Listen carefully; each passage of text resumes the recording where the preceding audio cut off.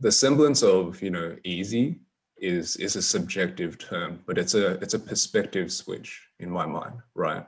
And it's not so much about like it's effortless, right? There is still effort involved, and I want to highlight that, in my life, effort is an important thing, but it's not necessarily directed and focused on the things that you usually associate it with, right?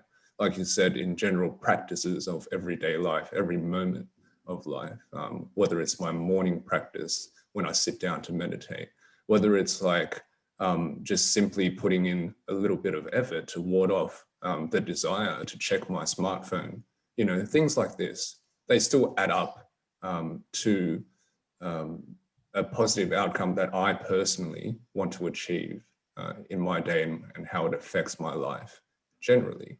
And I think that a lot of the time this is a difficult distinction to separate oneself from, because a lot of the time, like you said, this ego and this identity has been conditioned and, built throughout our entire lives, decades and decades of conditioning and thought as to what our lives are about.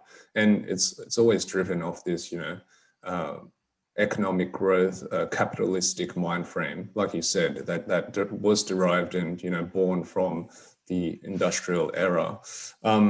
And we haven't lost that, unfortunately, right? It's still there, and it's very, it predominates most of, how the modern world, the modern culture operates. And it is a difficult shift to challenge everything that you essentially know of the world that you live in and the life that you exist within that.